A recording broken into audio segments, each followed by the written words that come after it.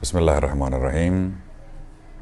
Welcome to Qur'an in Tuition transmission on UMunji Home&School for parents and teachers. ختم ترجمه 3 زبانه قرآن برای مفهوم یابی در زبان فارسی، اردو و انگلیش. امیدوار که مسیج ها، پیامای در فارسی، در اردو و انگلیسی ترجمه قرآن بتونیم گیر بیاریم. قرآن خانی عموما موشه عربی شرمه خانیم، البته چون که عرب نیستیم، عربی نمیفهمیم، پیام از گیر ممومنه. و این 3 زبان که معروفه بین مردم از ما و شما، از هر کدامش که استفاده تنستین جایی خوشبختی برای خود شما.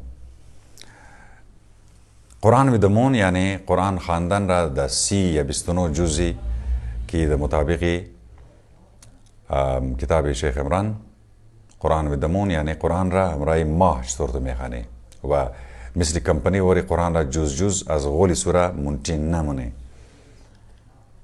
تمام سوره ها را ثابت، کلان سوره ها را جدا جدا، باز بعد ریزه سوره ها را با هم دودنگی سیدنگی یک کامل جز جور میشه که او در کتابی قرآن بدمون شیخ عمران موجوده. امروز مطابق از او امشاو پیشین امشاو 6 ماه چند رینال شما سیل کنین 6 شیره امروز امشاو و مربوط به از او سوره اعراف. beginning every surah with the key surah. بسم الله الرحمن الرحیم. الحمد لله رب العالمین. الحمد عربی نمیفهمی حمد یعنی چی، مدح یا حمد اردو چرا تعریف مگیم. البته در ساده ترین الفاظ استاد مگه که الحمد یعنی حمد که برای خدای فقط که رب عالمینه، بدو معنی. یک به معنی که تعریف، مثلا یک چیز میبینی که خیلی خوب جور کرده مگه واه آفرین. الحمد یعنی آفرین، جمع thank you، بسیار زیاد thank you، بسیار مهربانی دیگه. الحمدلله رب العالمین، آفرین و مهربانی. الرحمن الرحیم، مالک یوم الدین، ایاک نعبد و ایاک نستعین، اهدنا الصراط المستقیم، صراط الذین انعمت علیهم غیر المغضوب علیهم ولا الضالین. جزء 6 به مطابق تاریخ 6 ماه هجری قمری سوره اعراف. بسم الله الرحمن الرحیم. الف لام میم صاد. قرآن کتاب بزرگی است که به سوی تو فرستاده شده است تا با آن به عموم مردم هشدار بدهی و مؤمنان را به خود بیاوری. پس دلواپس تبلیغش نباش. دنباله‌رو قرآن باشید که از طرف خدا به سویتان فرستاده شده است و به جای او دنبال ارباب‌های دیگر راه نیفتید. حیف که کمتر به خود می آیید. چه شهرهای زیادی را نابود کردیم، اینطور که در حال خواب شبانه یا وقت استراحت روزانه عذابمان سراغشان آمد. وقتی عذابمان سراغشان آمد حرفی برای گفتن نداشتند جز آن که اعتراف کنند واقعاً که ما بد کردیم.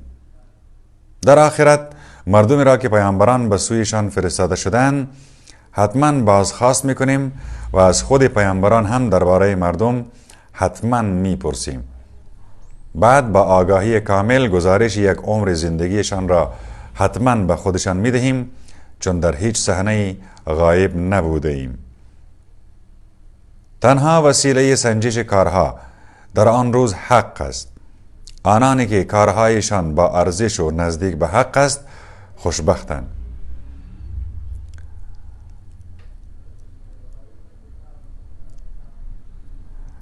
فمن ثقلت موازینه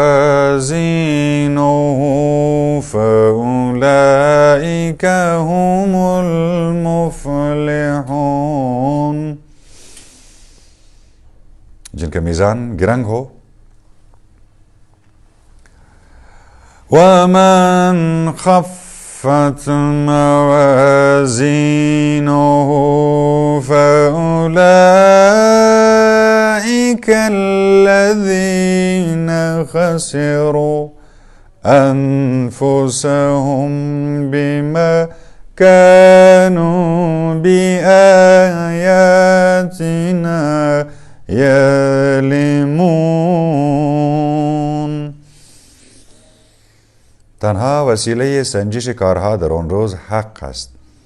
آنانی که کارهایشان با ارزش و نزدیک به حق است خوشبختند و آنهایی که کارهایشان بی ارزش و دور از حق است سرمایه عمرشان را با نپذیرفتن آیه ها و نشانه های ما از کف دادند. در زمین به شما سکونت و اختیار عمل دادیم و در آن وسایل زندگی در اختیارتان گذاشتیم. حیف که کمتر شکر میکنید. خمیرمایه‌تان را از گل آفریدیم، بعد به شما شکل و شمایل دادیم. آن وقت به فرشتگان فرمان دادیم در برابر آدم سجده کنید. همه سجده کردند جز ابلیس که تن به سجده نداد.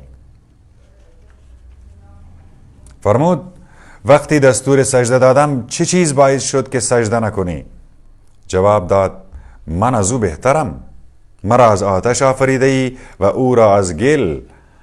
فرمود از این مرتبه پایین برو. در حد تو نیست که در این مقام تکبر کنی. برو بیرون. تو دیگر روزی که مردم دوباره زنده می شوند مهلتم بده. یعنی ابلیس خبر داره که دوباره زندگی است. ایمان بالقیامت داره، ایمان بالله داره.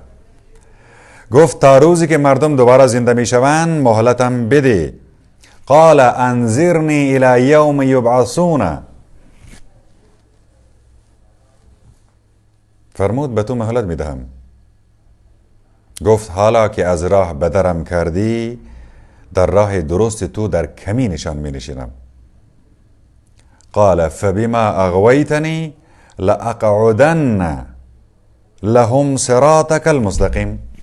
دیگه تیم کار ندارم. همون چیم که در صراط مستقیم که رئی شد بس ما در جان از نشنگاموشم.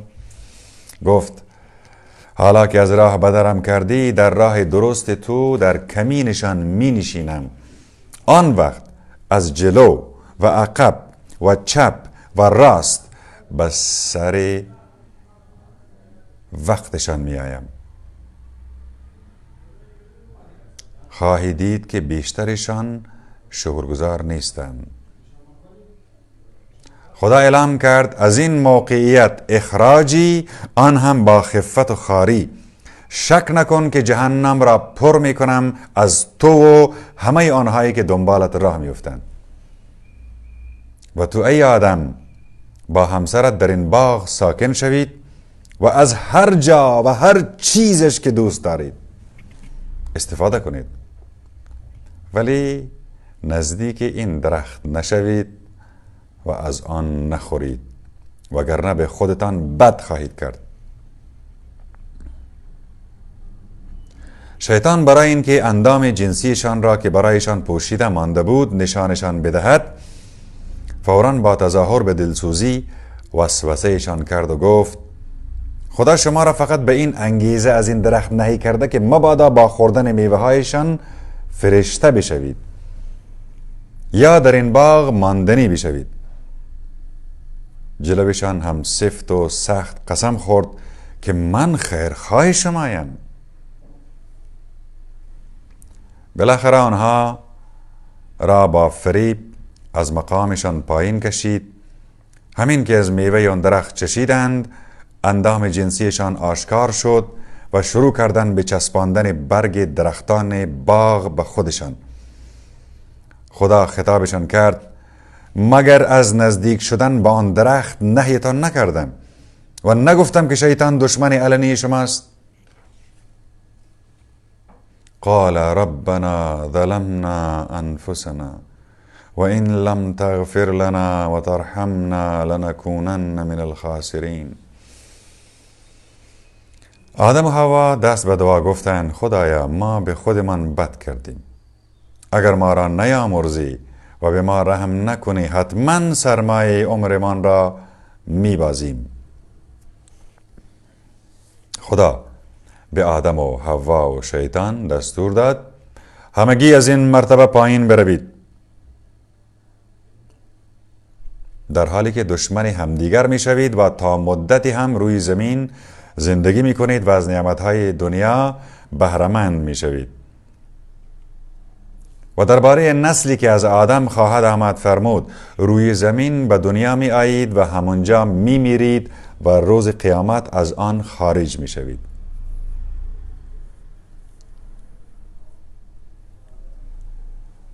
قال فیها تحیون و فیها تموتون و منها تخرجون. اس مٹی میں جاؤ گے اس میں سے آپ کو نکالا جائے گا. فرزندان آدم به شما لباس دادیم تا اندام جنسیتان را بپوشاند و مایه زینتتان باشد. البته مراقبت از رفتار، بله این مراقبت لباس بهتری است. تقوا و لباس التقوا ذلك خیر. اللہ اکبر. اب لباس کو یعنی پہلے وہ اس پھل که کهانه سی از میوه خوردو پیش اونها این لباس را حس نمیتونست، نمیفهمید این لباس یعنی چی و چطور پوت کنیم خود را، اندام جنسی را چطور پوت کنیم. سنس نبود. از اون میوه خوردو بعد این سنس پیدا شد و اون خود پوت کدو شروع کرد. باز اینجا مگه که لباسی برای ازی که شما اندام جنسی خود را پرده کنین، در پرده باشین و زینت شما باشه از برو خوب معلوم شدین، لباس برای شما بندوبست کردیم. لیکن یک لباسی دیگه که تقوا مگه او خیلی خوب لباس، اینتنجیبل لباس. همین لباس از نشانه های لطف خداست تا مردم به خودشان بیایند. ای آدم ها مبادا شیطان گولتان بزند همانطور که پدر و مادرتان را گول زد و از آن باغ بیرونشان کرد، آن هم با وضعیتی که لباسشان را از تنشان درآورد تا اندام جنسیشان را نشانشان بدهد. نکته اینجاست که شیطان و دار و دسته‌اش از جایی شما را می‌بیند که شما آنها را نمی‌بینید. گیتا تایپ.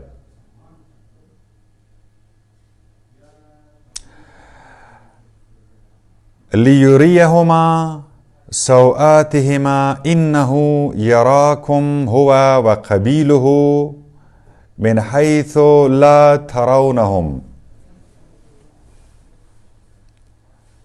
البته شیطانها را سرپرست فقط کسانی می کنیم که ایمان نمی آورند. این جعلنا الشیاطین اولیاء للذین لا یؤمنون. وقتی این افراد کار زشتی میکنند میگویند دیدیم پدرانمان دنبال آنند، اصلا خدا به این کارها فرمانمان داده. هشدارشان بده خدا هرگز به کار زشت فرمان نمیدهد. چرا از روی نادانی چیزی به خدا نسبت میدهید؟ بگو خدا به رعایت عدالت و اعتدال دستور داده است. قل امر ربی بالقسط. و به این که در هر نمازی با تمام وجودتان به خدا توجه کنید و از ته دل صدایش بزنید، همانطور که اول بار آفریدتان دوباره و در حالی زنده می شوید که خدا طبق لیاقت افراد دست عده‌ای را گرفته است و عده‌ای هم به حال خودشان رها شده اند، زیرا زیر چتر دوستی شیطان ها رفته بودند. نه، خدا تازه خیال هم می کردن در راه درستند، زیرا زیر چتر دوستی شیطان ها رفته بودند. نه، خدا تازه خیال هم می کردن در راه درستند. پس ما هر وقت که بگیم ما در راه درستم امکان داره پس من شک کنم که ما امور خود نمیگم در راه درست که خود خیال کردم.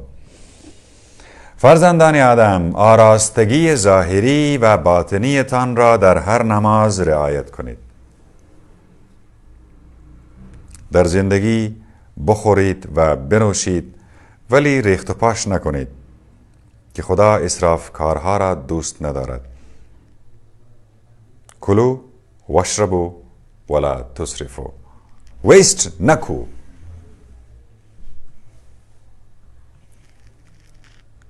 بپرس استفاده از زیورها و خوراکی های پاک و پاکیزه ای را که خدا برای بندگانش آفریده چه کسی ممنوع کرده است؟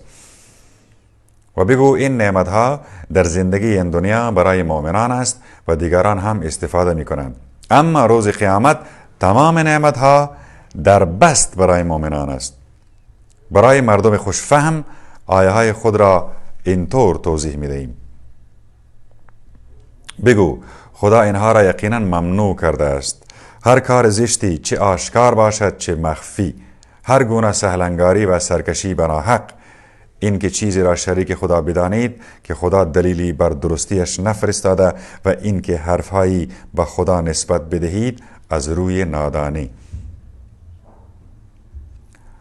هر ملتی برای مدتی در دنیا زندگی می کند. وقتی دورانشان رو به آخر باشد هرگز نمی توانند حتی برای یک لحظه هم آن را عقب یا جلو بیندازند. فرزندان آدم، وقتی پیامبرانی از بین خودتان به سویتان آمدند تا آیه هایم را برایتان بخوانند از آنها پیروی کنین. آنانی که مراقب رفتارشان باشند و خرابکاری های خودشان را اصلاح کنند نه ترسی بر آنها غلبه می کنند و نه غصه می خورند. ولی کسانی که آیه های من را دروغ بدانند و در برابرش شاخ و شانه بکشند جهنمی اند و آنجا ماندنی. بنابراین چه کسانی برتر از آنها بدکارتر از آنهایند که به خدا نسبت دروغ می دهند یا آیه هایش را دروغ می دانند. این جماعت از نعمتهای دنیا به مقدار نصیبشان می شود که برایشان معین است. پس وقتی مأموران ما سر وقتشان می آیند در لحظات گرفتن جانشان می پرسند حالا کجایند آن بت‌هایی که به جای خدا می پرستیدید؟ جواب می دهند از جلوی چشمان من گم و گور شدند. بله آنها به ضرر خودشان اعتراف می کنند که بیدین بودند.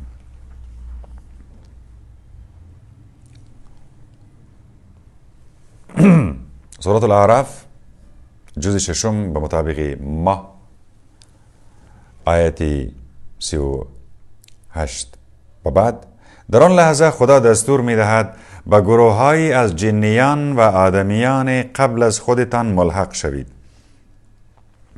هر بار گروهی داخل آتش می شود گروه دیگر را لعنت می کند. وقتی همگی در آنجا جمع بشوند پیروان درباره پیشوایانشان میگویند خدایا اینها بودند که گمراهمان کردند پس آتش عذابشان را 2 برابر کن. میفرماید هر کدامتان 2 برابر عذاب میشوید ولی دلیلش را نمیدانید. حال پیشوایان به پیروانشان میگویند خون شما که رنگین تر از ما نیست تا عذابتان کمتر از ما باشد. بله بچشید عذاب را در نتیجه کارهای زشتی که می کردید. در حقیقت کسانی که آیه های ما را دروغ بدانند و در برابر شاخ و شانه بکشند درهای آسمان به رویشان باز نمی شود و وارد بهشت نمی شوند مگر آنکه شتر از سوراخ سوزن رد بشود. گناهکارها را اینطور به سزای اعمالشان می رسانیم زیرا زیرانداز و رواندازشان آتش جهنم است. بدکارها را اینطور به سزای اعمالشان میرسانیم. اما کسانی که ایمان آورده و کارهای خوب کردند بهشتی اند و آنجا ماندنی. البته هر کس را فقط به اندازه توانش مسئول میدانیم. در آنجا هر گونه کینه و کدورتی را از دلهایشان میزداییم. از زیر پایشان جویها روان است. میگویند خدا را شکر که ما را به این نعمتها رساند. قالوا الحمد لله الذي هدانا لهذا وما كنا لنهتدي لولا ان هدانا الله. اگر خدا دستمان را نمی گرفت محال بود به این نعمت ها برسیم. وعده های فرستاده های خدا واقعا درست از آب درآمد. لقد جاءت رسل ربنا بالحق. بالاخره ندای گوششان را نوازش می دهد. این است آن بهشتی که عوض کارهایتان برایتان به یادگار مانده است.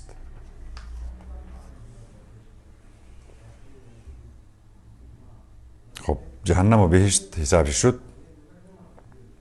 بهشتیان جهنمیان را صدا می زنند و از آنها می پرسند ما رسیدیم به آنچه خدا به ما وعده داده بود، شما هم رسیدید به آنچه خدا به شما وعده داده بود؟ رسیدید؟ صدای بلهشان بلند می شود. اینجاست که فریاد زننده‌ای با صدای بلند در بین دو گروه اعلام می کند لعنت خدا بر بدکارها.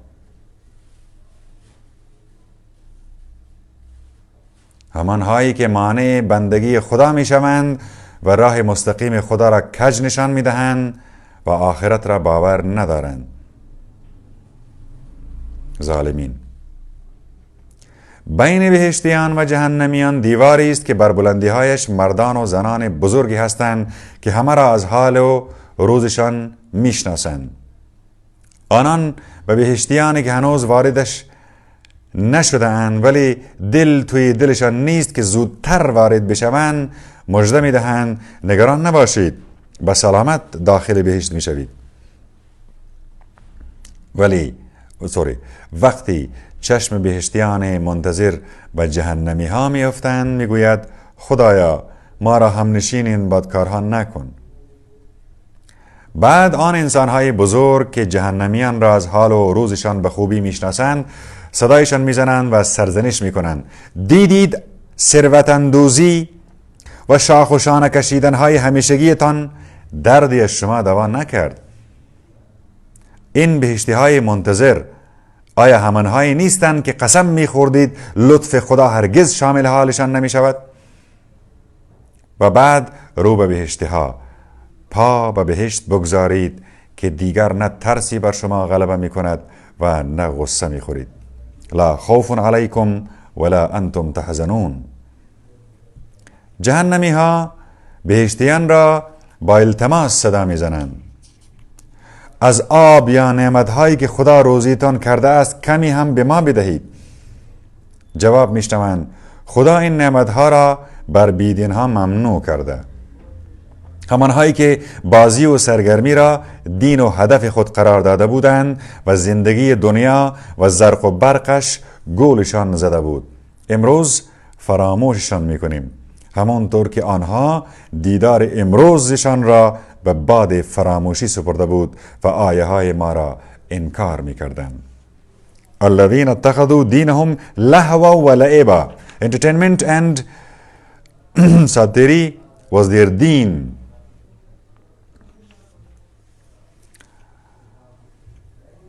سورة الاعراف آیه 52. بله، برایشان کتابی آوردیم و با آگاهی کامل توضیحش دادیم تا مایه راهنمایی همه باشد و لطفی برای مؤمنان. انکار کننده ها نکند فقط منتظر وعده و وعید قرآنند. روزی که وعده و وعیدش فرا برسد کسانی که قبلا آن را به باد فراموشی سپرده بودند با افسوس میگویند وعده های فرستاده های خدا واقعا عذاب درست برآمد. حالا شفاعت کننده هایی پیدا می شوند تا برای من پادرمیانی کنند؟ یا ممکن است که به دنبال به دنیا برمان گردانند و کارهای گذشته من را جبران کنیم؟ نه، چون که سرمایه عمرشان را از کف داده اند و بتهای ساختگیشان هم از جلوی چشم آنها غیبشان زده است. در واقع این دکترینا این definitely این می رقم و دیگر رقم نیه. صاحب اختیارتان خدایی است که آسمان ها و زمین را و آنچه میانشان است در طول 6 مرحله آفرید. 6 rounds.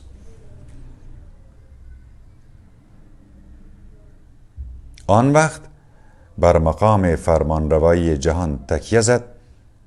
او شب و روز را در طول سال کم کم بلند و کوتاه می کند. خدا به دستورش خورشید و ماه و ستارگان را در خدمتتان آفریده است. بدانید آفرینش و اداره عالم همه دست اوست. چه پربرکت است خدایی که صاحب جهانیان است. تبارک الله رب العالمین.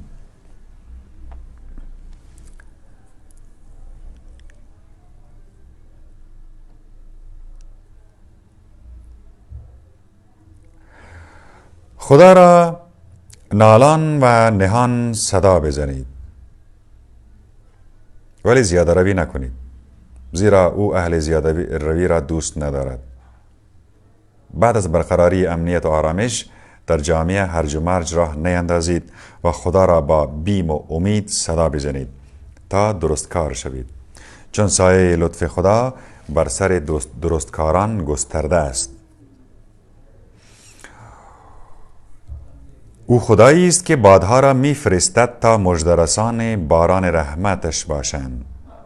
پس وقتی ابرهای بارور را حمل کنند به طرف سرزمین‌های مرده سوقشان می‌دهیم و آن وقت از آنها برف و باران می‌فرستیم تا به برکتش انواع محصولات کشاورزی را پرورش دهیم. مردگان را هم همین طور از قبرها بیرون می‌آوریم. این مثالها را می‌آوریم تا به خودتان بیایید. زمین حاصل خیز با اجازه خدا گل و گیاهش می روید، ولی از زمین شورزار و نامرغوب جز مشت گیاه بیفایده چیزی دیگری نمی روید. مثال میزنه از دل پاک و ناپاک هم همینطور. باران خارجه میشه تو چقدر زمینی. بله، آیه های من را اینطور به صورتهای گوناگون برای شکرگزاران بیان میکنیم، سیمپل میکنیم. نوح را برای راهنمایی قومشان فرستادیم. با آنها گفت مردم فقط خدا را بپرستید که معبود جز او ندارید. من میترسم گرفتار عذاب روز هولناک بشوید. در جواب دعوتش خواص جامعه گفتند از نظر ما واقعاً که غرق گمراهی هستی. نوح گفت مردم در وجود من هیچ انحرافی نیست، بلکه فرستاده‌ای هستم از طرف صاحب اختیار جهانیان که پیامهایش را با جدیت به شما میرسانم و خیرخواهتان هستم و چیزهایی میدانم که شما نمیدانید. نکند تعجب کرده اید که تذکرهای خدا به زبان آدمی مثل خودتان برایتان بازگو می شود. آن هم برای این که درباره کارهایتان به شما هشدار بدهد و هم مراقب رفتارتان باشید و هم لطف خدا شامل حالتان بشود. دست آخر به دروغگویی متهمش کردند. ما هم او و کسانی را نجات دادیم که در آن کشتی عظیم همراهش بودند و کسانی را غرق کردیم که آیه های من را دروغ دانستند، چون مردم بی بصیرت بودند. قوما امین، کور بودند، دلچی یک چیمه بودند. برای هدایت قوم عاد هم همشهریشان هود را فرستادیم. او هم گفت مردم فقط خدا را بپرستید. قال یا قوم اعبدوا الله. نوح قال یا قوم اعبدوا الله.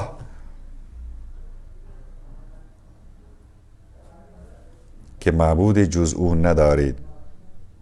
ما لکم من اله غیره. پس چرا مراقب رفتارتان نیستید؟ افلا تتقون.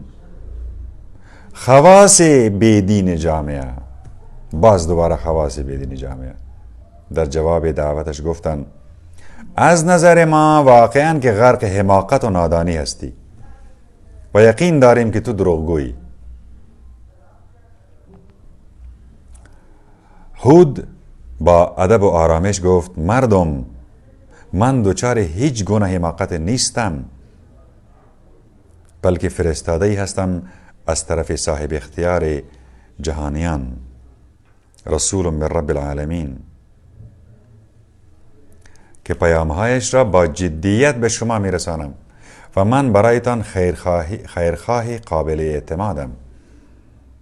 نکند تعجب کرده اید که تذکرهای خدا به زبان آدمی مثل خودتان برایتان بازگو می شود، آن هم برای اینکه درباره کارهایتان به شما هشدار بدهد. یادتان باشد که بعد از هلاکت قوم نوح خدا شما را جانشین آنها کرد و به شما بدنهای تنومند و نیرومند داد. پس به یاد نعمتهای خدا باشید تا خوشبخت بشوید. قوم هود با گستاخی گفتند آیا سراغمان آمده ای که فقط خدا را بندگی کنیم و بت‌هایی را که پدرانمان می پرستیدند رها کنیم؟ اگر راست میگویی آن عذابی که ما را از آن می ترسانی به سرمان بیاور. اینجا بود که هود آخرین حرفش را زد. دیگر قهر و غضب خدا بر شما حتمی شد.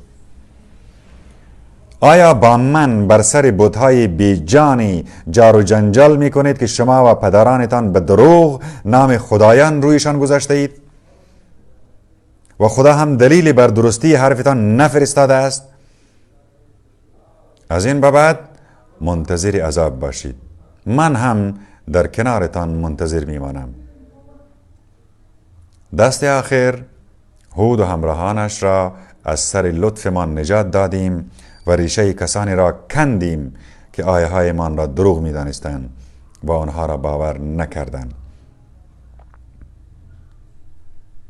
برای هدایت قوم ثمود همشهریشان صالح را فرستادیم.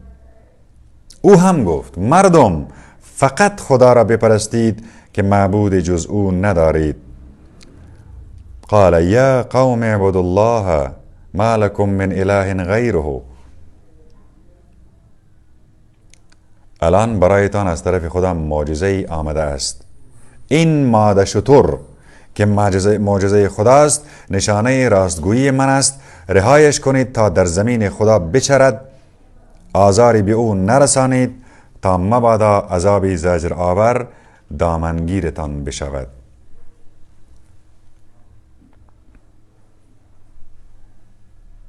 یادتان بماند که خدا بعد از هلاکت قوم عاد شما را جانشین آنها کرد و در سرزمین مناسب جایتان داد که حالا در دشتهایش ساختمانهای بلند و با شکوه می سازید و در کوههایش خانه می تراشید. پس به یاد نعمتهای خدا باشید و با خیره‌سری در جامعه خرابکاری نکنید. ولی خواص متکبر جامعه و مستضعفانی که ایمان آورده بودند گفتند شما مطمئنین که صالح واقعا از طرف خدا فرستاده شده؟ آن مستضعفان گفتند البته که ما به چیزهایی که صالح مأمور رساندن آن است ایمان داریم.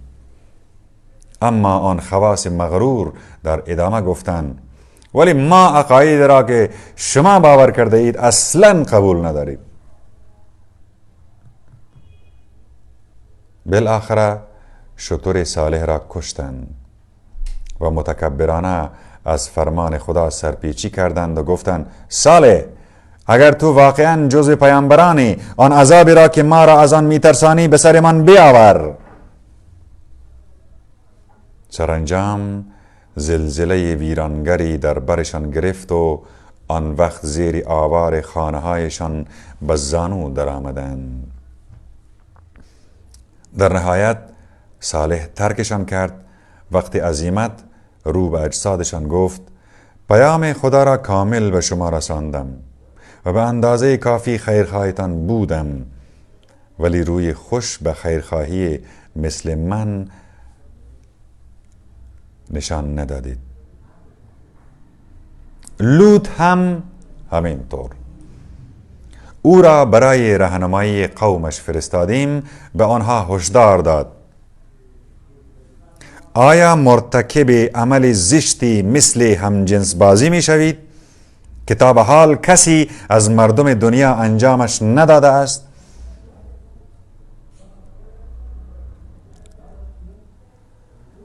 شما برای ارضای شهوت به جای زنان سراغ مردان می روید؟ واقعاً که جماعتی هستید غرق در شهوت رانی.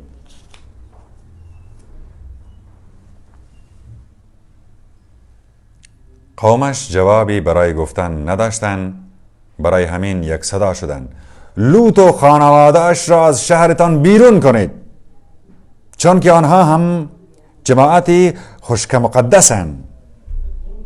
خود دیندار منن. انهم اناس یتطهرون. پاک بازی نشان میده. پس لوط و خانواده اش را نجات دادیم و از شهر بیرون بردیم، جز زنش را که با جامانده ها گرفتار عذاب شد. بقیه مردم شهر را هم با گلهای سفت سنگباران کردیم. قد قلوخ. پس ببین آخر عاقبت گناهکارها چه شد.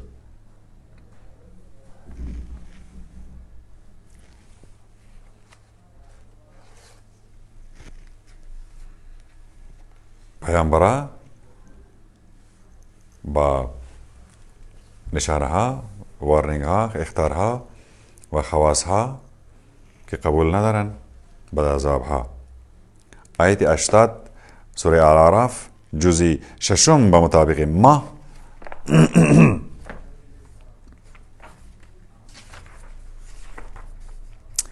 الاعراف جزء 6 آیه 82.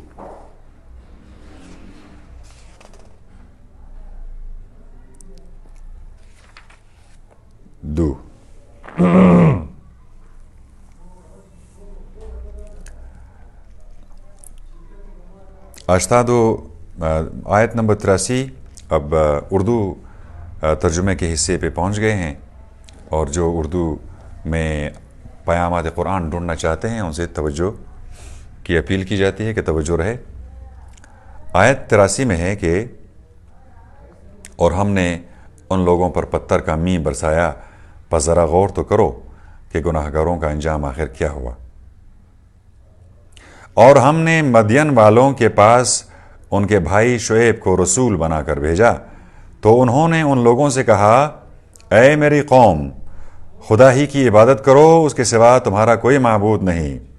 قال یا قوم اعبدوا اللہ، اور تمہارے پاس تو تمہارے پروردگار کی طرف سے ایک واضح اور روشن معجزہ بھی آ چکا، تو ناپ اور تول پوری کیا کرو، اور لوگوں کو ان کی خریدی ہوئی چیزیں کم نہ دیا کرو، اور زمین میں اس کی اصلاح اور درستی کے بعد فساد نہ کرتے پھرو۔ اگر تم سچے ایماندار ہو تو یہی تمہارے حق میں بہتر ہے۔ یعنی ان کے فساد کے مختلف اقسام بتا رہے ہیں، تو یہاں پر فساد جو ہے ناپ تول میں ہے، ناپ تول اور ڈاج دینا لوگوں کو۔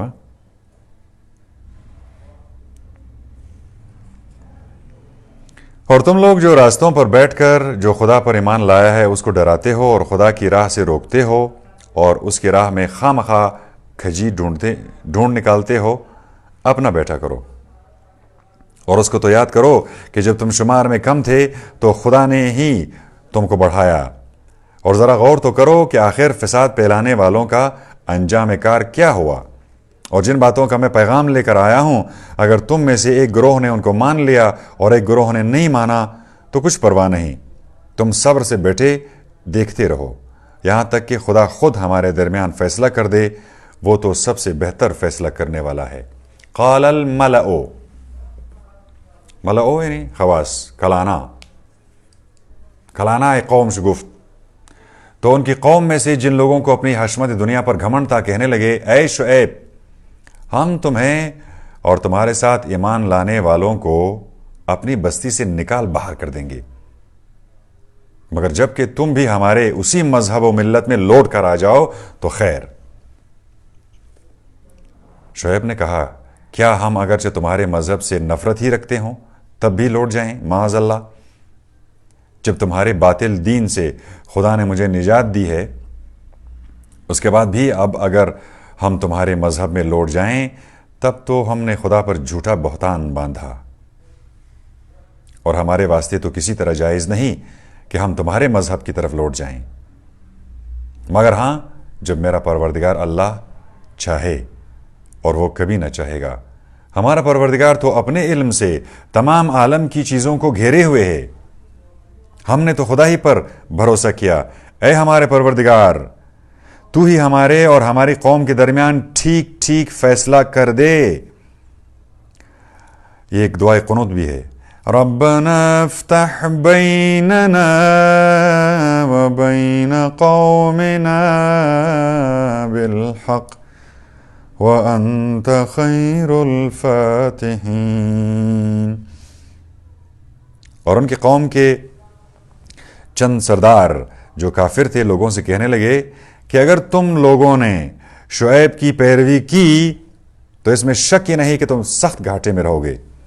غرض ان لوگوں کو زلزلہ نے لے ڈالا، بس تو وہ اپنے گھروں میں اوندے پڑے رہ گئے۔ جن لوگوں نے شعیب کو جھٹلایا تھا وہ ایسے مر مٹے گویا ان بستیوں میں کبھی آباد ہی نہ تھے۔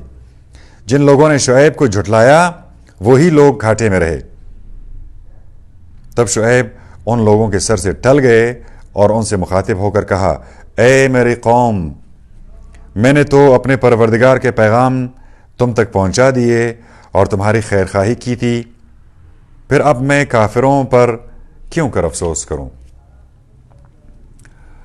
اور ہم نے کسی بستی میں کوئی نبی نہیں بھیجا مگر وہاں کے رہنے والوں کو کہنا نہ ماننے پر سختی اور مصیبت میں مبتلا کیا تاکہ وہ لوگ ہماری بارگاہ میں گڑ گڑائیں۔ پھر ہم نے تکلیف کی جگہ آرام کو بدل دیا، یہاں تک کہ وہ لوگ بڑھ نکلے اور کہنے لگے کہ اس طرح کی تکلیف و آرام تو ہمارے باپ داداؤں کو بھی پہنچ چکا ہے۔ تب ہم نے اس بڑھانکے کی سزا میں اچانک ان کو عذاب میں گرفتار کیا، اور وہ بالکل بے خبر تھے۔ اور اگر ان بستیوں کے رہنے والے ایمان لاتے اور پرہیزگار بنتے تو ہم ان پر آسمان و زمین کی برکتوں کے راز کے دروازے کھول دیتے، مگر افسوس ان لوگوں نے ہمارے پیغمبروں کو جھٹلایا، ہم نے بھی ان کی کرتوتوں کی بدولت ان کو عذاب میں گرفتار کیا۔ تو کیا ان بستیوں کے رہنے والے اس بات سے بے خبر ہیں کہ ان پر ہمارا عذاب راتوں رات آ جائے جبکہ وہ پڑے بے خبر سوتے ہوں؟ یا ان بستیوں والے اس سے بے خوف ہیں کہ ان پر دن دہاڑے ہمارا عذاب آ پہنچے جبکہ وہ کھیل کود میں مشغول ہوں؟ تو کیا یہ لوگ خدا کی تدبیر سے ڈیٹ ہو گئے ہیں؟ تو یاد رہے کہ خدا کے داؤ سے صرف گھاٹا اٹھانے والے ہی نڈر ہو بیٹھے ہوں۔ کیا جو لوگ اہل زمین کے بعد زمین کے وارث و مالک ہوتے ہیں انہیں یہ معلوم نہیں کہ اگر ہم چاہتے تو ان کے گناہوں کی بدولت ان کو مصیبت میں پھنسا دیتے؟ مگر یہ لوگ ایسے ناسمجھ ہیں کہ گویا ان کے دلوں پر ہم خود مہر کر دیتے ہیں کہ یہ لوگ کچھ سنتے ہی نہیں۔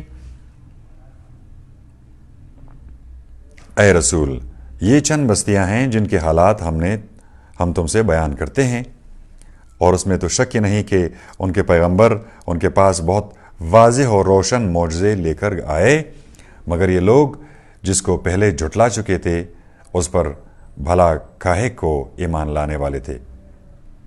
خدا یوں کافروں کے دلوں پر علامت مقرر کر دیتا ہے کہ یہ ایمان نہ لائیں گے، اور ہم نے تو ان میں سے اکثروں کا عہد ٹھیک نہ پایا، اور ہم نے ان میں سے اکثروں کو بدکار ہی پایا۔ پھر ہم نے ان پیغمبران مذکورین کے بعد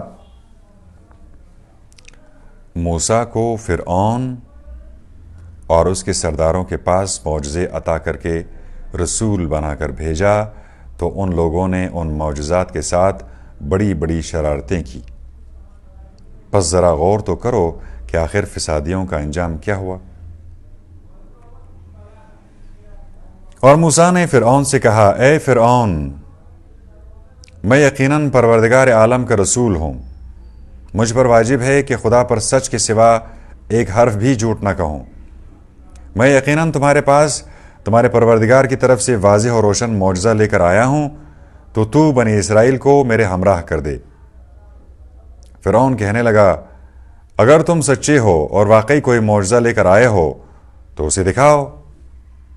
یہ سنتے ہی موسیٰ نے اپنی چھڑی زمین پر ڈال دی، یکایک اچھا خاصا بظاہر اژدہا بن گئی، اور اپنا ہاتھ باہر نکالا تو کیا دیکھتے ہیں کہ وہ ہر شخص کی نظر میں جگمگا رہا ہے۔ تب فرعون کی قوم کے چند سرداروں نے کہا، یہ تو البتہ بڑا ماہر جادوگر ہے، یہ چاہتا ہے کہ تمہیں تمہارے ملک سے نکال باہر کر دے، تو اب تم لوگ اس کے بارے میں کیا صلاح دیتے ہو؟ آخر سب نے متفق لفظ کہا کہ اے فرعون، ان کو اور ان کے بھائی ہارون کو چندے مقید رکھ اور اطراف کے شہروں میں ہرکاروں کو بھیج کہ تمام بڑے بڑے جادوگروں کو جمع کر کے آپ کے دربار میں حاضر کریں۔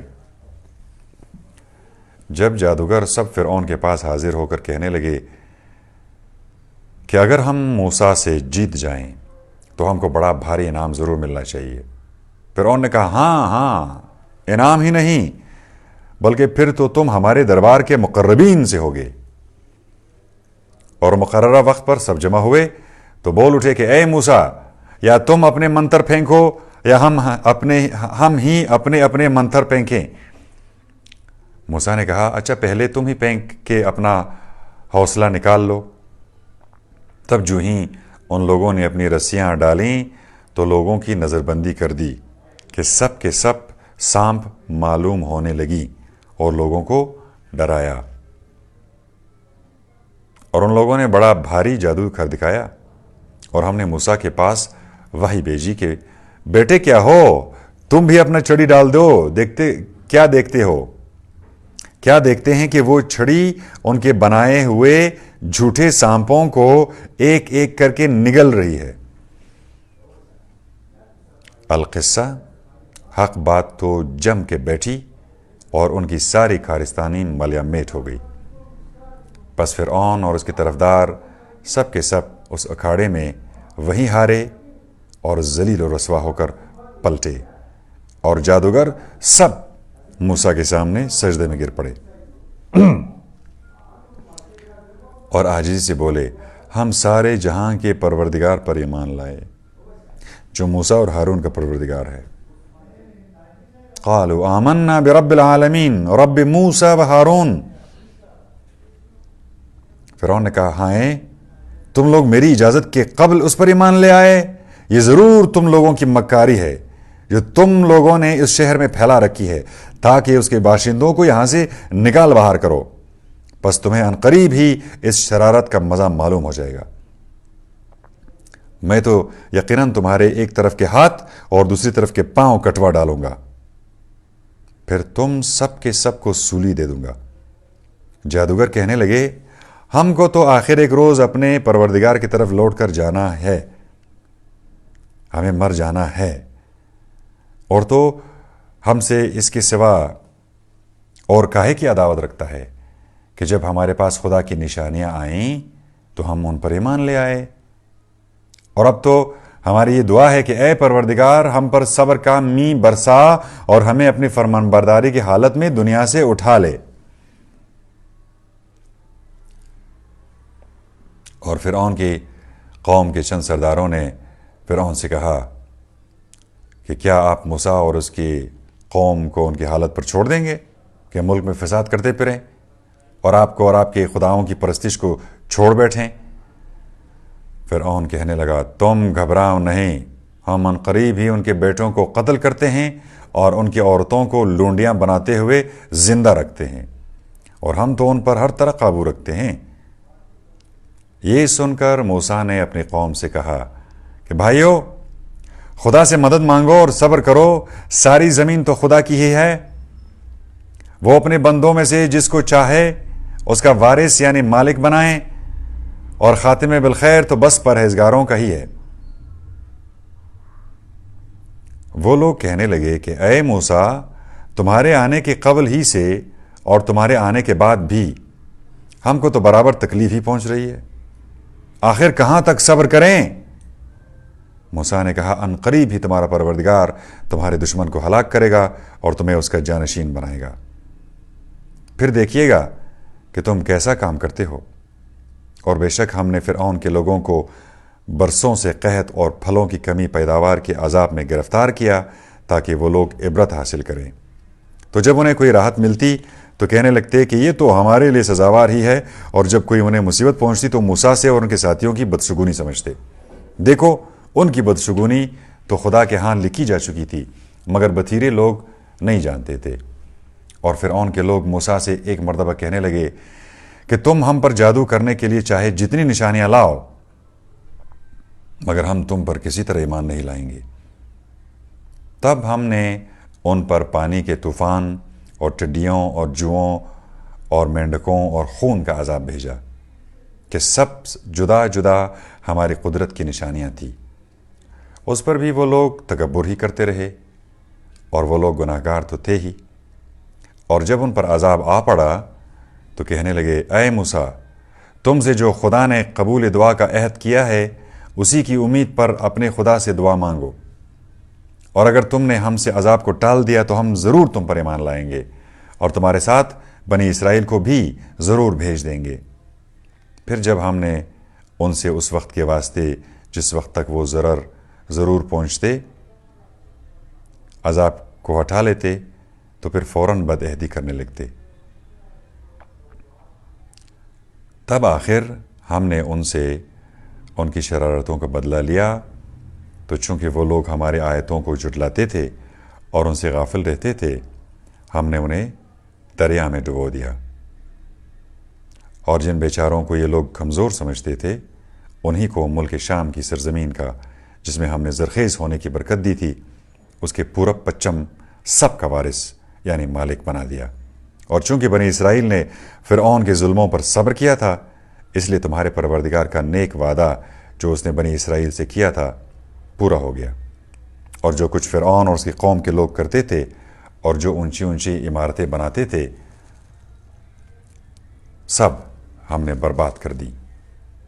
اور ہم نے بنی اسرائیل کو دریا کے اس پار اتار دیا تو ایسے لوگوں پر سے گزرے جو اپنے ہاتھوں سے بنائے ہوئے بتوں کی پرستش پر جمے بیٹھے تھے، تو ان کو دیکھ کر بنی اسرائیل موسیٰ سے کہنے لگے اے موسیٰ، جیسے ان لوگوں کے معبود یعنی بت ہیں ویسے ہی ہمارے لیے بھی ایک معبود بناؤ۔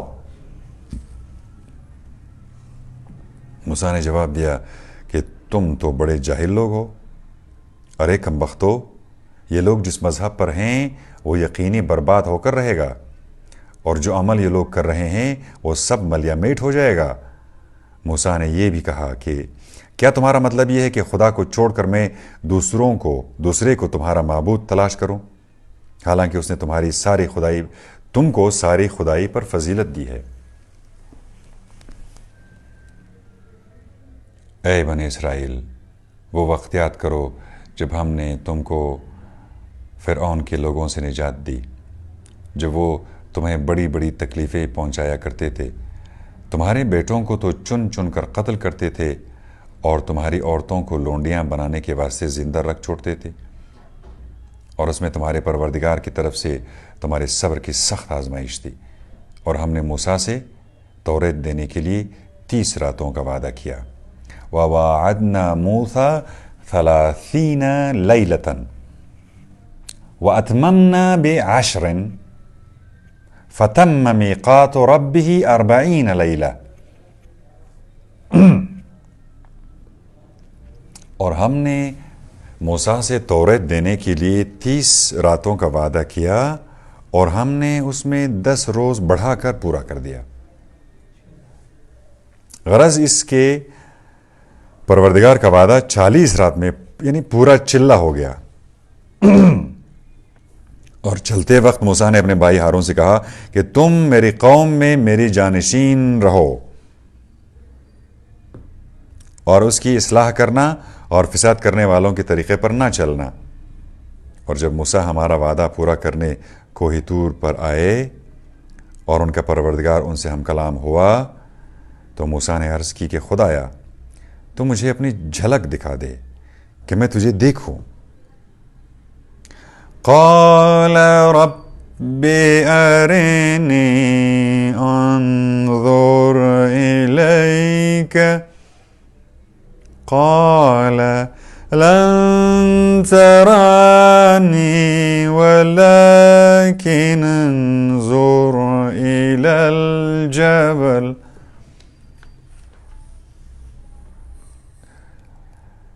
موسیٰ نے عرض کی کہ خدایا تو مجھے اپنی جھلک دکھا دے کہ میں تجھے دیکھوں۔ خدا نے فرمایا تم مجھے ہرگز نہیں دیکھ سکتے مگر ہاں اس پہاڑ کی طرف دیکھو ہم اس پر اپنی تجلی ڈالتے ہیں۔ بس اگر پہاڑ اپنی جگہ پر قائم رہے تو سمجھنا کہ عنقریب مجھے بھی دیکھ لوگے ورنہ نہیں۔ اور پھر جب ان کے پروردگار نے پہاڑ پر تجلی ڈالی تو اس کو چکنا چور کر دیا اور موسیٰ بے ہوش ہو کر گر پڑے۔ پھر جب ہوش میں آئے تو کہنے لگے خدا مندہ تو دیکھنے دکھانے سے پاک و پاکیزہ ہے، سبحانک تبت الیک، اور میں نے تیری بارگاہ میں توبہ کی۔ وَأَنَا أَوَّلُ الْمُؤْمِنِينَ، اور میں سب سے پہلے تیری عدم رؤیت کا یقین کرتا ہوں۔ قال یا موسیٰ، خدا نے فرمایا اے موسیٰ میں نے تم کو تمام لوگوں پر اپنی پیغمبری اور ہم کلامی کا درجہ دے کر برگزیدہ کیا ہے، تب جو کتاب توریت ہم نے تم کو عطا کی ہے اسے لو اور شکر گزار بنو۔ اور ہم نے توریت کی تختیوں میں موسیٰ کے لیے ہر طرح کی نصیحت اور ہر چیز کا تفصیل وار بیان لکھ دیا تھا، تو اے موسیٰ تم اسے مضبوطی سے لو، عمل کرو اور اپنی قوم کو حکم دے دو کہ اس میں کی اچھی باتوں پر عمل کرو، اور میں بہت جلد تمہیں بد کرداروں کا گھر دکھا دوں گا کہ کیسے اجڑتے ہیں۔ جو لوگ خدا کی زمین پر ناحق اکڑتے پھرتے ہیں ان کو اپنی آیتوں سے بہت جلد پھیروں گا، اور میں کیا پھیروں گا، خود ان کا دل ایسا سخت ہے کہ اگر دنیا جہان کے سارے معجزے بھی دیکھ لیں تو بھی یہ ان پر ایمان نہیں لائیں گے، اور اگر سیدھا راستہ دیکھ بھی لیں تو بھی اپنی راہ نہ بنائیں گے اور گمراہی کی راہ دیکھ لیں گے تو جھٹ پھٹ اس کو اپنا طریقہ بنا لیں گے۔ یہ کجروی اس سبب سے ہوئی کہ ان لوگوں نے ہماری آیتوں کو جھٹلا دیا اور ان سے غفلت کرتے رہے،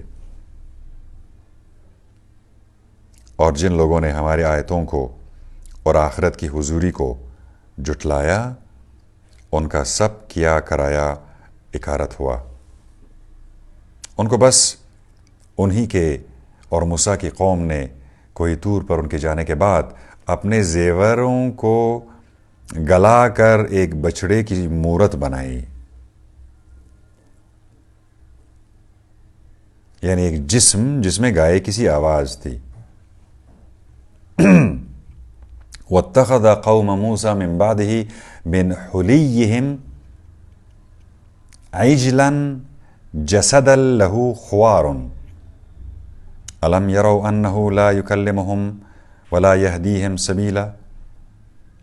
افسوس کیا ان لوگوں نے اتنا بھی نہیں دیکھا کہ وہ نہ تو ان سے بات ہی کر سکتا تھا اور نہ کسی طرح کی ہدایت ہی کر سکتا تھا۔ خلاصہ ان لوگوں نے اسے اپنا معبود بنا لیا اور آپ اپنے اوپر ظلم کرتے تھے، اور جب وہ پچھتائے اور انہوں نے اپنی یقینی گمراہی دیکھ لی تب کہنے لگے کہ اگر ہمارا پروردگار ہم پر رحم نہیں کرے گا اور ہمارا قصور نہ معاف کرے گا تو ہم یقینی گھاٹا اٹھانے والوں میں سے ہوں گے جائیں گے۔ اور جب موسیٰ پلٹ کر اپنے قوم کی طرف آئے تو یہ حالت دیکھ کر رنج و غصہ میں اپنی قوم سے کہنے لگے کہ تم لوگوں نے میرے بعد بہت بری حرکت کی، تم لوگ اپنے پروردگار کے حکم यानी मेरे आने में किस कदर जल्दी कर बैठे और तौरेत की तख्तियों को फेंक दिया और अपने भाई हारून के सर के बालों को पकड़कर अपनी तरफ खींचने लगे। इस पर हारून ने कहा, ए मेरे मां जाएं,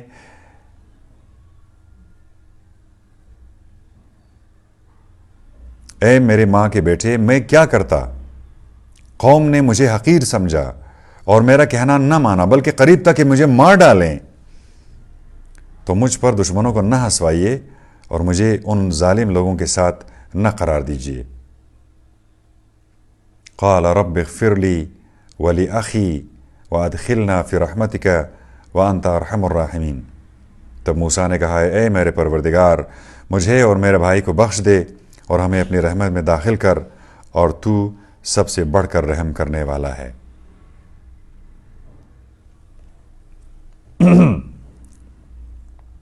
बेशक जिन लोगों ने बछड़े को अपना माबूद बना लिया, उन पर अनकरीब ही उनके परवरदिगार की तरफ से अजाब नाजिल होगा और दुनियावी ज़िंदगी में ज़िल्लत, और इसके अलावा हम बहतान बांधने वालों को ऐसी ही सज़ा किया करते हैं। और सूरतुल आराफ की आयत नंबर 150 तक पहुँचे हैं। इसकी 200 तकरीबन आयतें हैं और तीसरे हिस्से में हम अंग्रेज़ी तर्जुमे की पेशकश करेंगे उन तमाम वालिदैन और टीचर्स के लिए और स्टूडेंट्स के लिए जो कि अंग्रेज़ी में ज़्यादा बेहतर समझते हैं। और इसमें जो आयत आखिर में 151 है, 151 और 152। आयत 153 is the last portion from the Surah Al-Araf in English translation, simple day-to-day English translation for the people who want to pay attention to the messages of the Qur'an. He said, my Lord, forgive me and my brother, and let us enter your mercy. You are the most merciful of those who show mercy. 152, the heights, Al-Araf, till the end. Anger and disgrace from their Lord will be awarded those who accepted the calf during worldly life. Thus we reward those who invent such things. As for those who perform evil deeds, then repent later on and believe, your Lord will later on be forgiving, merciful. When his anger had subsided, Moses picked up the tablets whose text contained guidance and mercy for those who revere their Lord. Moses chose his people, 70 men, for an appointment with us. When the tremor seized them, he said, my Lord, even though you may have wished to wipe them out and myself as well earlier, are you wiping us out just because of what some fools among us have done? It is only your manner of testing.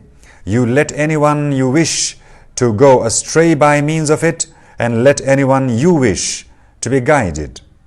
You are our patron, so pardon us and show us mercy. You are the best pardoner. Khairul Ghafirin. Prescribe a fine thing for us in this world and in the hereafter. وَاكْتُبْ لَنَا فِي هَذِهِ الدُّنْيَا حَسَنَةً وَفِي الْآخِرَةِ. Prescribe a fine thing for us in this world and in the hereafter. Let us be guided towards you. He said, I afflict anyone I wish with my torment, while my mercy embraces everything. I shall prescribe it for those who do their duty. لِلَّذِينَ يَتَّقُونَ. Taqwa is the duty. Pay the welfare tax and who believe in our signs. Those who follow the messenger, the unlettered prophet, whom they will find written down for them in the Torah and the Gospel, he commands them to be decent and forbids them dishonor. He permits them wholesome things and prohibits them evil things, and relieves them of their obligation and the shackles which have lain upon them. Those who believe in Him, revere Him, and support Him, and follow the light which was sent down with Him, those will be successful. Say, mankind, for all of you, I am but a messenger from God alone, who holds control over heaven and earth. There is no deity except Him. He gives life and brings death. Believe in God and His messenger, the unlettered prophet, who himself believes in God alone and His words. Follow Him so you may be guided. Out of Moses' folk, there grew a nation who guided by means of the truth and dealt justly by means of it. Surah Al-A'raf, the heights, 160 and onward ayat. We split them up into 12 tribes, communities, and inspired Moses when his people asked for water. Strike the rock with your staff. 12 springs gushed forth from it. Each set of people knew its own drinking place. We shaded them with clouds and sent down manna and quail for them. Eat some of the wholesome thing which we have supplied you with. Yet they did not harm us, but they themselves were the persons whom they harmed. When they were told, settle down in this town and eat wherever you wish in it, and say, relieve us, enter the gate walking on your knees, we will forgive you your mistakes. We will give even more to those who act kindly. Those among them who did wrong changed the statement into something else than what had been told them. So we sent a plague from heaven upon them because of how wrong they had been acting. Ask them about the town which lay facing the sea. When they broke the Sabbath, their fish came to them swimming on the surface on their Sabbath day. While any day they did not cease work, it did not come to them. Thus we tested them, since they had been acting so immorally. Whenever a community among them said, why do you lecture a folk whom God will destroy anyhow, or at least punish them severely? They said, to gain absolution from your Lord, and so they may do their duty. When they forgot what they had been reminded of, we rescued those who had forbidden evil, while we seized those who were doing wrong with dreadful torment because they had been acting so immorally. When they became insolent about what had been forbidden them, we told them, become apes who will be chased away. So your Lord announced that He would send someone against them who would impose the worst torment on them until resurrection day. Your Lord is prompt with punishment, while He is also forgiving, merciful. We split them up into nations that exist on earth. Some of them are honorable, while some of them are otherwise. We have tested them with fine things and evil things, so they might repent. Successors replaced them afterward, who inherited the book, taking on the show of this lowly place and saying, it will be forgiven us if a show like it were given them again.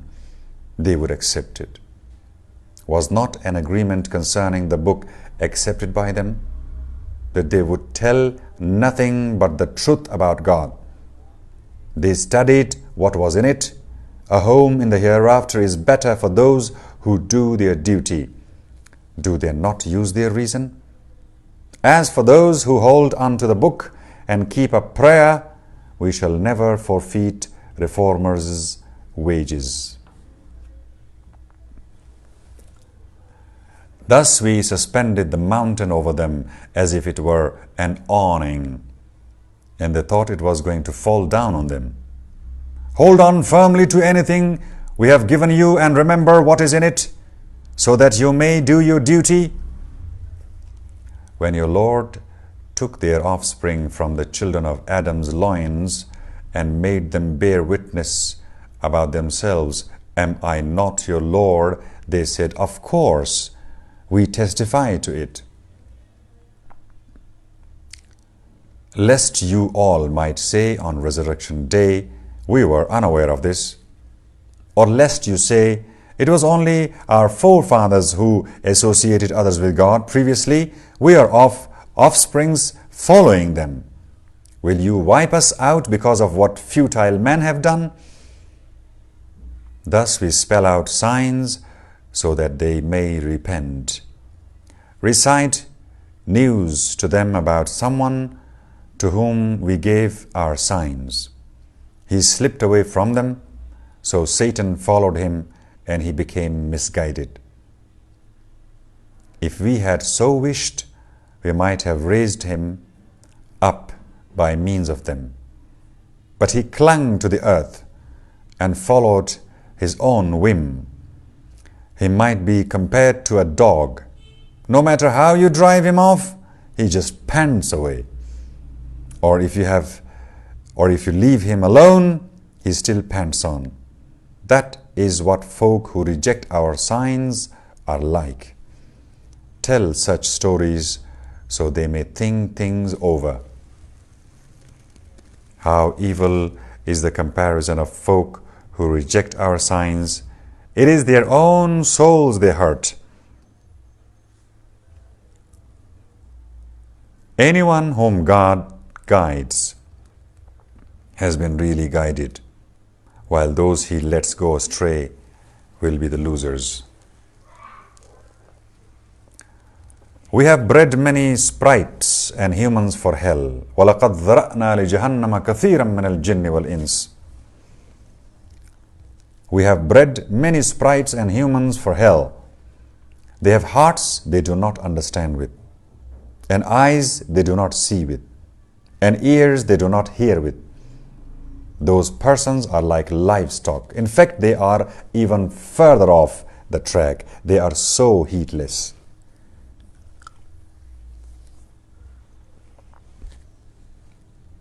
God has the finest names.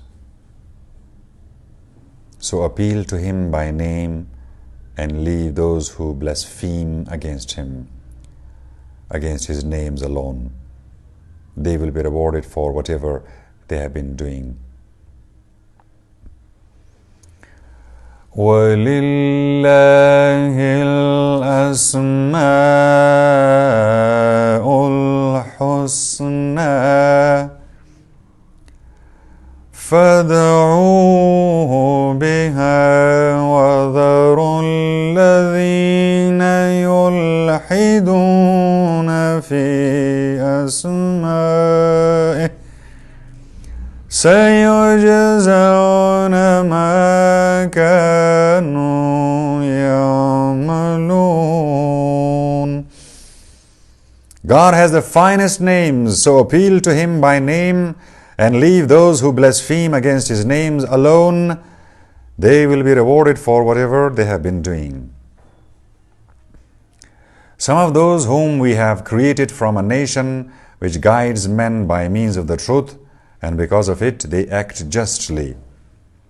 We shall gradually bring those who reject our signs from a place they do not recognize. I shall let them go on, for my scheme is sure. Have they not thought things over? There is no madness in their companion. He is merely a plain warner. 184.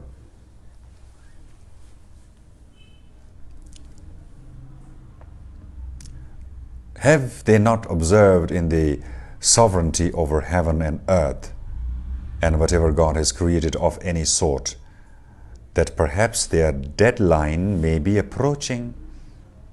In that report, will they believe later on? Anyone whom God lets go astray will have no guide. He leaves them groping along in their ignorance, in their arrogance. They may ask you about the hour. يسألونك عن الساعة كيما قيامت كي مشيكر. They may ask you about the hour. When will it arrive? Say, knowledge about it rests only with my Lord. He alone will disclose its time. Things will seem heavy in heaven and earth. It will simply come upon you all of a sudden. They will even ask you as if you yourself were anxious about it. Say, knowledge about it rests only with God, though most people do not realize it.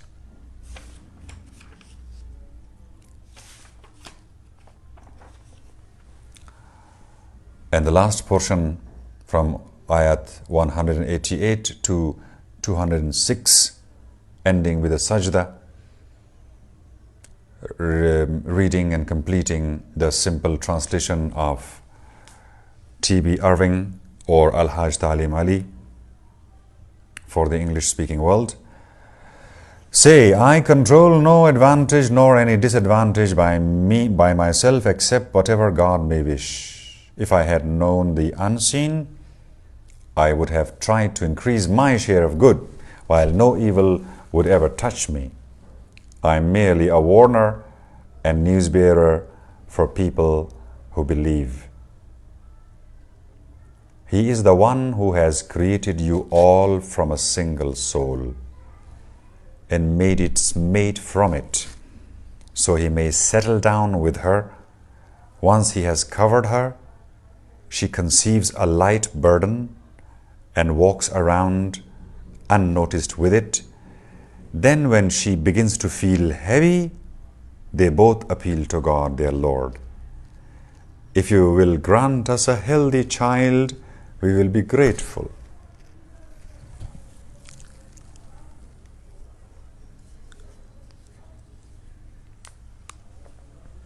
Once he gives them a healthy child, they both set up associates for him, despite what he has given them.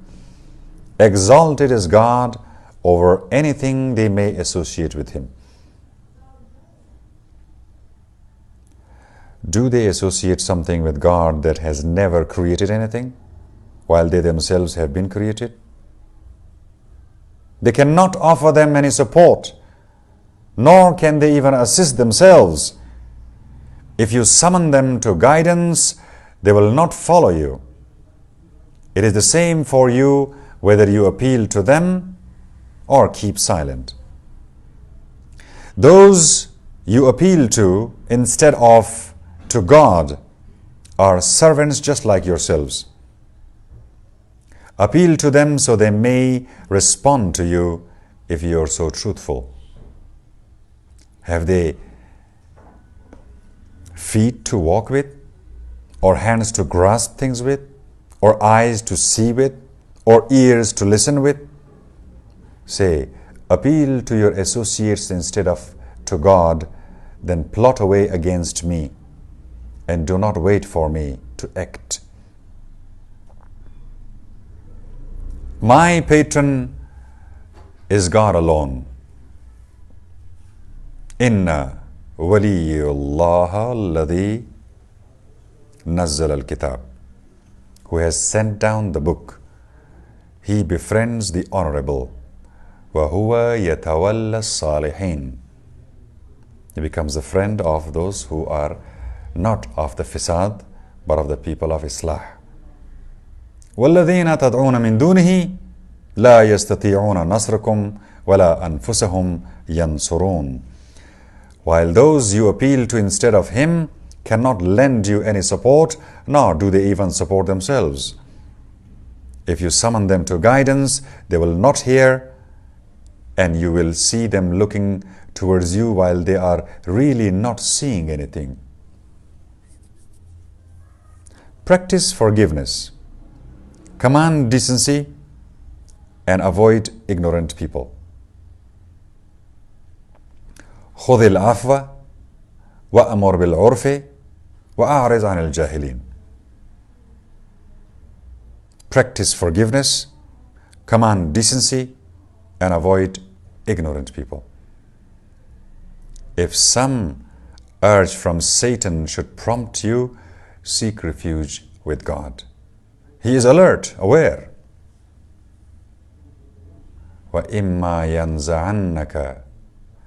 يَنزَغَنَّكَ مِنَ الشَّيْطَانِ نَزْغٌ فَاسْتَعِذْ بِاللَّهِ إِنَّهُ سَمِيعٌ عَلِيمٌ. Last few ayats 201 and 206. The ones who perform their duty bear it in mind whenever some impulse from Satan bothers them, and so they are granted insight. إِنَّ الَّذِينَ اتَّقَوْا إِذَا مَسَّهُمْ طَائِفٌ مِّنَ الشَّيْطَانِ تَذَكَّرُوا, remember God, فَإِذَا هُمْ مُبْصِرُونَ. Then you will see that how the shaitan is interfering with you. Taqwa. Power and call. Remember God. Look from the point of view of the whole universe at yourself. Their brethren will trail off into aimlessness. Therefore, do not interfere with them. If you had not brought them any sign, they would still say, why didn't you pick one out? Say, I follow only what has been inspired in me by my Lord. These are insights from your Lord, as well as guidance and mercy for folk who believe. Whenever the Qur'an is being recited, listen to it attentively and hush, so that you may receive mercy. وَإِذَا قُرِئَ الْقُرْآنُ فَاسْتَمِعُوا لَهُ وَأَنصِتُوا لَعَلَّكُمْ تُرْحَمُونَ.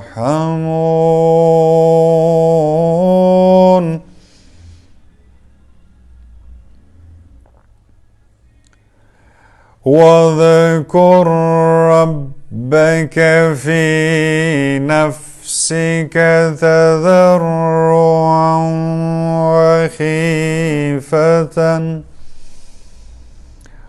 وَدُونَ الْجَهْرِ مِنَ الْقَوْلِ بِالْغُدُوِّ وَالْآصَالِ وَلَا تَكُنْ مِنَ الْغَافِلِينَ.